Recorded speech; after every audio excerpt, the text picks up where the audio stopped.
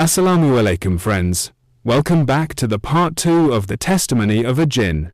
In part 1, you heard the extraordinary testimony of Ibn Kanjur, a Muslim jinn who revealed secrets of his hidden world to Egyptian journalist Muhammad Isa Daud. You learned how jinn age differently, how they live among us unseen, and how some even share our homes. But Ibn Kanjur's testimony goes much deeper. What he revealed next touches on ancient powers, invisible companions that shadow every human life, and the dark world of magic that connects our realm with theirs. What you are about to hear may challenge everything you thought you knew about reality itself. The diversity of jinn. Ibn Kanjur explained that not all jinn are the same.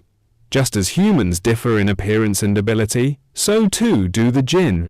Not every jinn, he said, has the ability to transform its shape. This power belongs only to certain classes among us. He described how jinn come in various skin colors: white, red, black, and brown. Each shade, he suggested, indicates different origins within the jinn classification. But what surprised Isa Daud most was this: the laws governing jinn society are far stricter than human laws.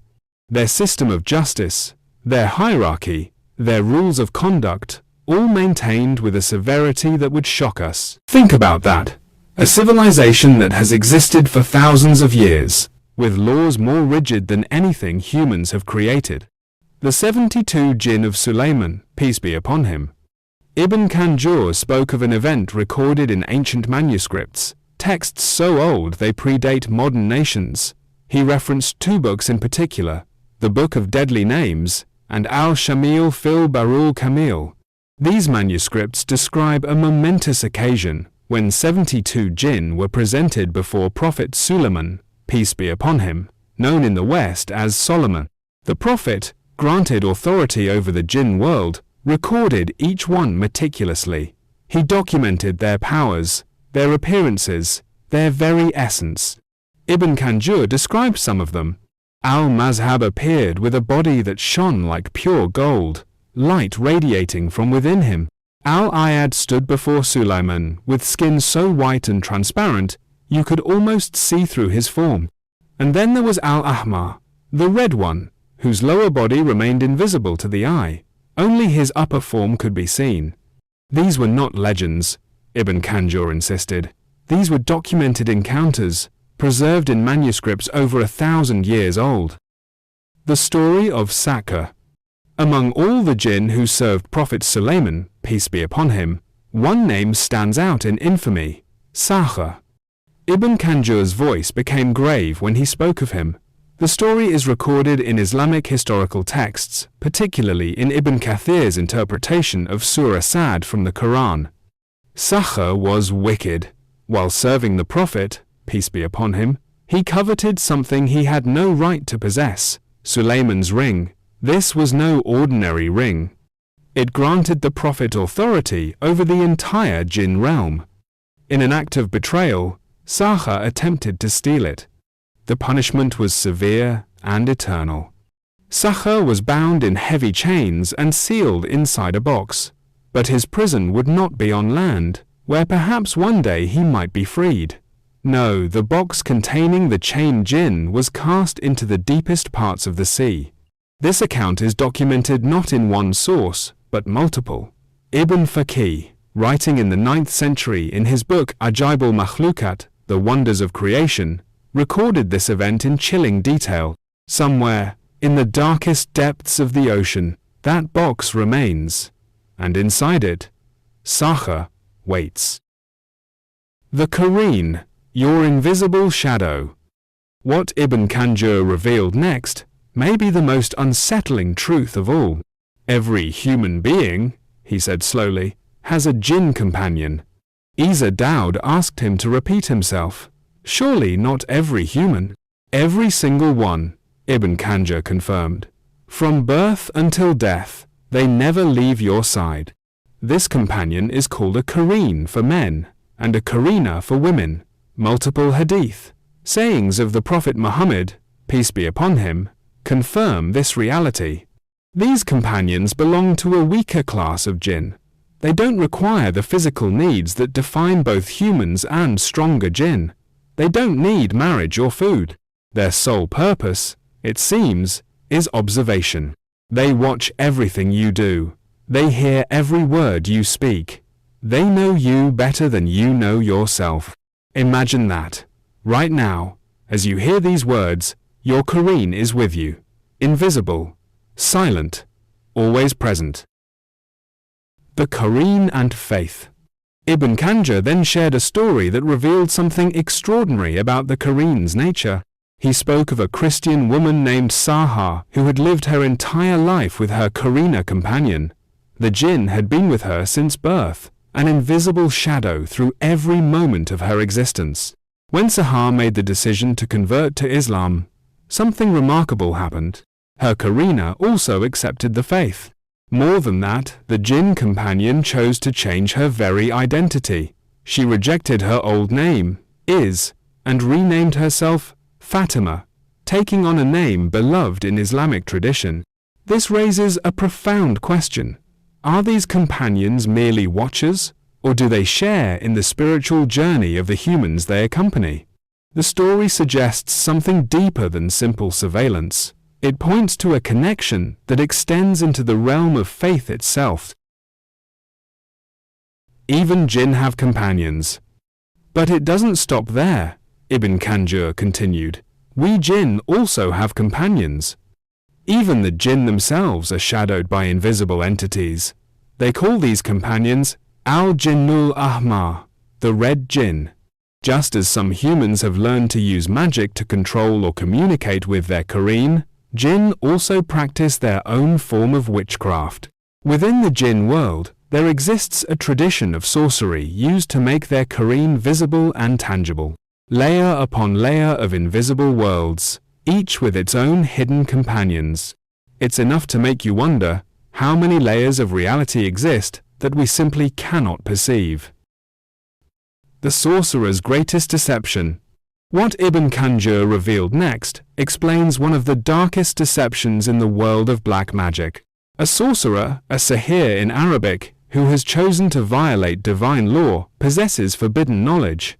He knows how to summon a person's Qareen. Think about what that means. Your Qareen has been with you since birth. It knows every word you've ever spoken, every habit, every mannerism, every intimate detail of your life. When summoned by a sorcerer, the Qareen can manifest in your exact physical form. The resemblance is perfect. The Qareen can mimic your voice flawlessly. It can replicate your handwriting, stroke for stroke. It knows things that only you should know because it has been watching you, listening to you, studying you for your entire life. This capability, Ibn Kanjur explained, is frequently exploited in seances and spirit summoning rituals. The cruelest deception. Imagine a grieving widow who has lost her husband. In her sorrow, she seeks out someone who claims to communicate with the dead. She pays money, desperate for one more conversation with the man she loved. The lights dim, candles flicker, and then he appears. It looks exactly like him. It sounds exactly like him. It recalls memories they shared, speaks in his phrases, knows things only he would know. She weeps with relief and joy. Her husband has returned, if only for a moment. But it is not her husband. It is his Qareen summoned by the sorcerer, manifesting in the familiar form, preying upon her grief. This is how they deceive people. Ibn Kanjur said quietly, they make the living believe they are speaking to the souls of the dead, but it is only the Qareen, freed to manifest without its human companion. The Ja'i-Long Kuun game. Ibn Kanjur spoke of a strange phenomenon that swept through Indonesia in 1960. A game called Ja'i-Long Kuun. It spread through schools and communities like wildfire, fascinating and terrifying people in equal measure. The game operated much like the Western Ouija board, but with its own unique characteristics. Participants would set up the game and ask questions. A pencil, seemingly guided by an invisible force, would write out answers.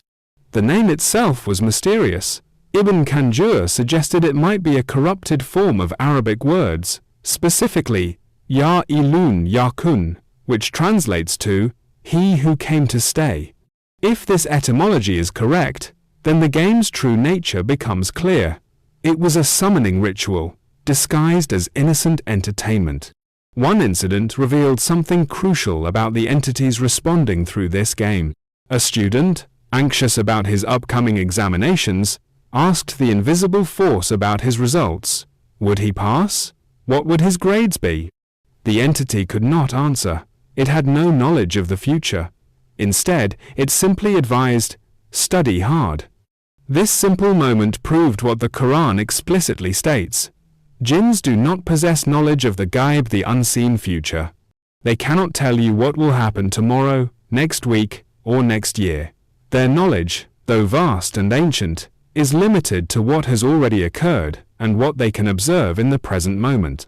The game became an unwitting experiment, confirming a theological truth written in the Quran centuries before these Indonesian students ever picked up a pencil. Who is vulnerable? Isa Daud pressed Ibn Kanjur on a difficult question. Who among humans is most vulnerable to jinn influence or possession? Ibn Kanjur's answer was detailed and specific. First, he said, those for whom morality means nothing, people who operate without ethical constraints, without spiritual awareness, they create openings for malevolent influence. Second, those who unknowingly harm us. Simple acts can inflict injury on jinn who occupy the same space. Pouring hot water on the ground, without first saying Bismillah in the name of God, can burn a jinn who happens to be there.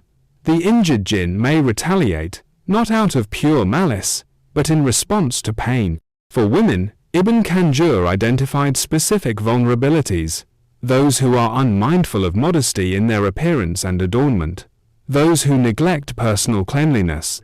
These factors, he said, can attract unwanted jinn attention. Emotional instability creates profound vulnerability.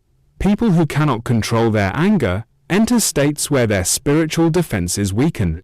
The same applies to those unable to restrain lustful impulses. Any loss of self-control diminishes protection. Depression and deep sorrow, particularly following a significant loss, open doorways for jinn influence. The grief-stricken person, their defenses compromised by overwhelming sadness, becomes vulnerable to entities attracted to emotional turmoil. Even excessive joy poses a risk. Those who boast in their happiness, who display arrogance in their good fortune, are cautioned. Allah dislikes the boastful, Ibn Kanjur reminded Isa Daud, and such behavior removes divine protection. Evidence of black magic. Ibn Kanjur spoke gravely of seer black magic and the physical evidence of its practice. He described artifacts, actual objects used in magical rituals designed to harm. These are not theoretical. They are real items, found in homes, buried in graveyards, hidden at crossroads. Spells of separation. One of the most common targets of seer is marriage. The spell is called tafriq separation. Photographs of married couples are obtained, sometimes stolen, sometimes taken secretly. These images become focal points for curses. The methodology is specific and sinister. Locks are placed on the photographs, symbolically locking the relationship against harmony and love. Curse words are written directly on the images: cancer, death, words of destruction, and suffering. Objects are tied to the photographs using string or hair, creating symbolic bonds between the curse and the victims. These artifacts are then buried in graveyards, hidden inside the victims' homes, or placed at crossroads, locations considered spiritually significant in magical practice. The purpose is singular: to destroy love, to inflict misery, to tear apart what was once united. These are not legends. These are documented artifacts, photographed, recovered, and studied. The evidence exists. Protection against the seen jinn. But what if a jinn manifests before you? Isa Daud asked. What should a person do? Ibn Kanjur's response was immediate and precise. Recite Ayatul Kursi immediately, he said. This is the throne verse from Surah Al-Baqarah in the Quran. It is considered one of the most powerful protective verses in Islamic theology. Then recite the first 10 verses of Surah As-Safat. These verses describe the organized ranks of angels who serve the Creator, establishing divine authority and invoking protection through acknowledgement of celestial hierarchy. These recitations, Ibn Kanjur explained, carry power. When recited with sincerity and understanding in the face of our manifestation, they force us back. The words themselves, in Islamic understanding, possess inherent spiritual force, particularly when facing supernatural threat. Diagnosing possession. Ibn Kanjur then described a procedure used to determine whether someone is under jinn influence or has been targeted by black magic. This diagnostic method is called Ruqyah. The process is precise. Step 1. Place your right hand near your mouth, close enough to feel your own breath warming the palm. Step 2. Recite specific Quranic passages onto your hand. Surah Ibrahim, verses 42 through 52 verses, describing the Day of Judgment. Surah Al-Mu'minun, verses 97 through 118 verses, seeking refuge from devils and describing punishment. Surah Al-Falaq and Surah An-Nas, the final 2 chapters of the Quran, both prayers for protection. The verses from Surah Ibrahim and Al-Mu'minun are crucial, Ibn Kanjur explained. They describe hellfire and divine punishment in such detail that evil jinn cannot bear to hear them. The descriptions threaten and frighten us, forcing any malevolent entity to reveal its presence rather than endure the torment of those words. Step 3. After completing the recitations, place your hand before the face of the person being diagnosed. The signs are specific. If the person sees your palm as bright red or black when it is neither, if they perceive marks, symbols, or writing on your palm that isn't physically there, if they experience a sudden, intense headache at that precise moment, these are indicators of jinn influence or magical attack. The evil entity reveals itself, Ibn Kanjur said, because it cannot withstand the threatening descriptions of divine punishment. Not all interactions between jinn and humans are malevolent. Ibn Kanjur acknowledged this openly. We are far older than humanity, he said. We have accumulated knowledge over millennia, particularly in medicine, what you call ilm-e-tib. Our understanding in certain areas surpasses yours. He then spoke of something that seemed impossible, yet was documented in a reputable newspaper. The case of Mrs. Samia Al-Wadi. On the 26th of March 1979, the Kuwaiti newspaper Al-Kabas published an extraordinary account. Mrs. Samia Al-Wadi, a 57-years-old Christian woman living in Kuwait, received devastating news from her doctors. She had cancer, and it was inoperable. Modern medicine offered no solution. She was sent home to die. In her distress, Mrs. Al-Wadi found unexpected peace while listening to Quranic recitation. Though not Muslim, the verses brought her profound comfort.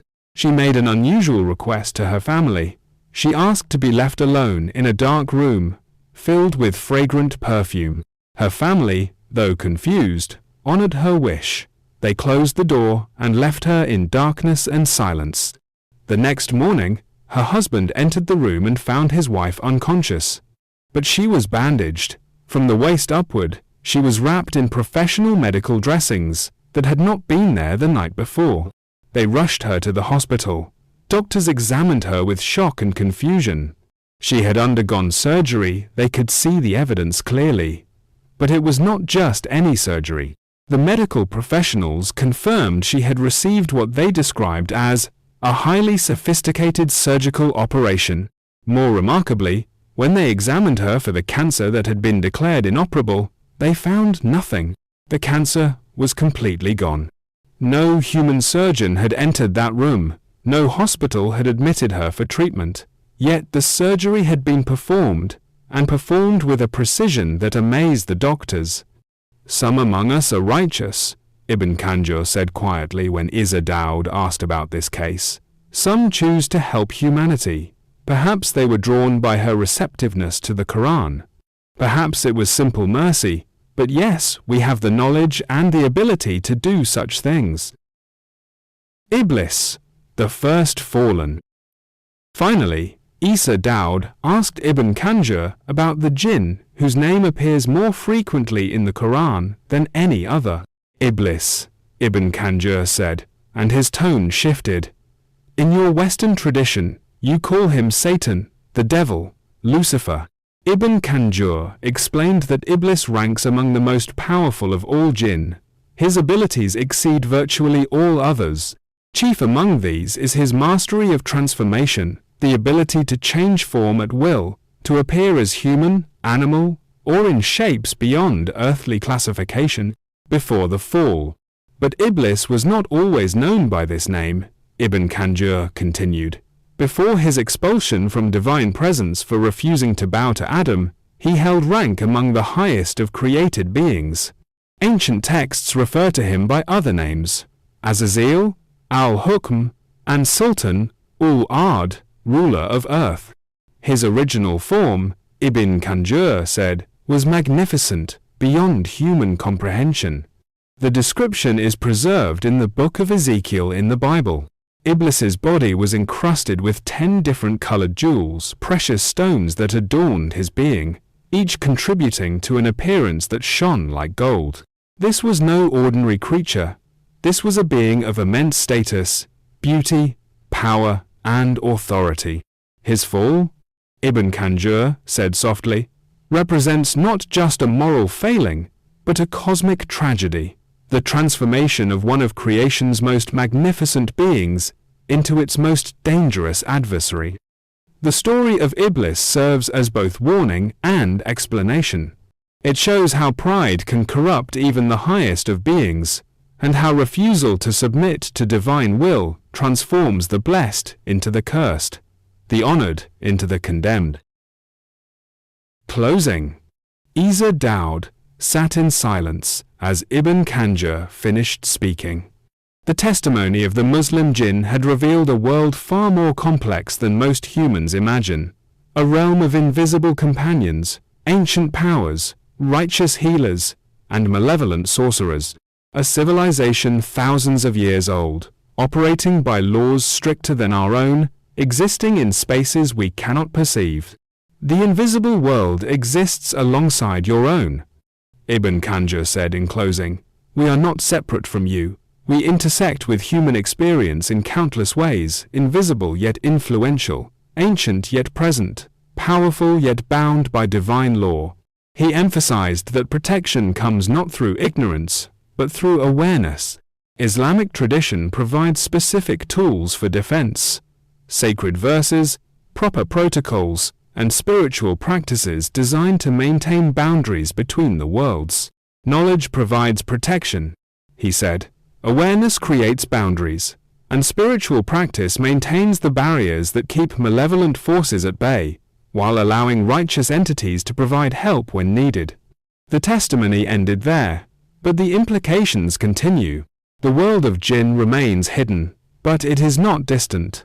It moves among us, around us, through spaces we cannot see with our eyes. For those who acknowledge this reality and take appropriate precautions, perhaps the unseen world becomes less frightening, not because it is any less real, but because they understand how to navigate it. The seen and the unseen, the physical and the spiritual, the material world and the realm of the jinn, all existing together, separated only by the limitations of human perception. Please like, share, and subscribe to have videos like this. Goodbye for now.